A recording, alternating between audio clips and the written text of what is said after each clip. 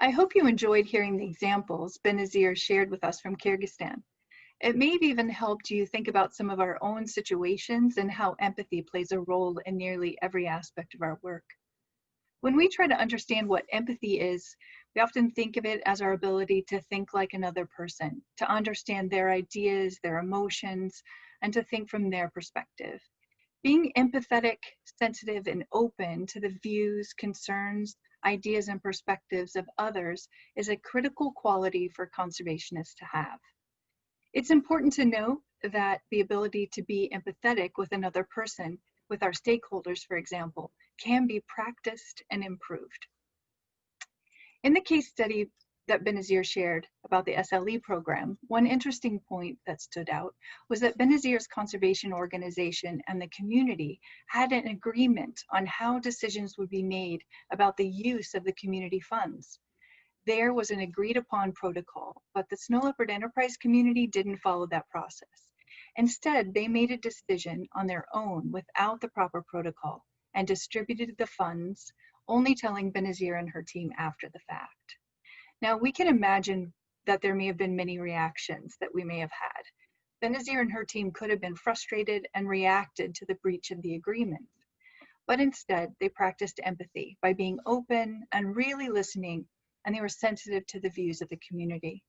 The team worked to understand the perspective of the community rather than reacting with their own emotions. They actively listened and were able to understand and then support the community's decision to give emergency health funds to the community members that needed it. In the case of the predator-proof corrals, the team also showed a great deal of empathy.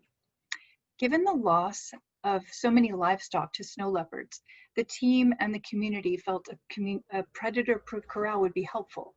But perhaps because they were skeptical or for other underlying concerns, the community was resistant to help with any of the financial investment for the materials. Now, you may have experienced this. The team could have reacted in any number of ways: frustration, trying to convince them, walking away and saying that without the financial help, the corral would not be built. But the team took stock and felt that the community still wanted the corrals, and so they went forward paying for everything and beginning the build. The community saw the sensitivity to their loss and their needs, and eventually they joined in the build, and later they agreed to pay for transportation and for part of the costs. The team put themselves in the minds and concerns of the community and were able to react with sensitivity, respect, and empathy. And it ended up strengthening their relationship with the community and their conservation efforts. Several examples of empathy were highlighted in the story of the beekeeping efforts. Benazir and the team could have reacted again in frustration when the community leader didn't call the meeting before they arrived in the village. They had traveled a long way and no one had shown up.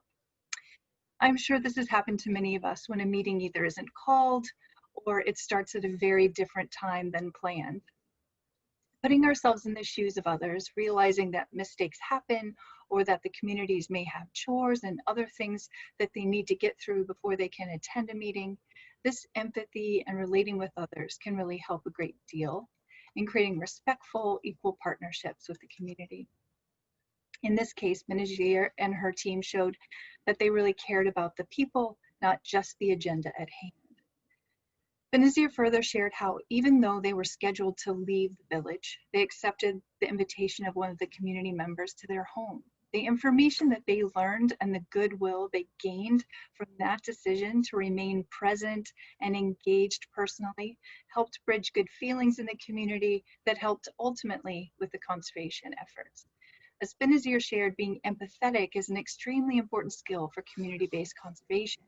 It can help one to understand the different perspectives of local communities, help us be more sensitive and open towards local people, their concerns and needs, and to view problems and opportunities not only from our point of view, but from the viewpoint of others in order to create meaningful conservation interventions. Empathy allows us to build partnerships beyond our own conservation goals, but rather building human connections as a foundation for our community conservation.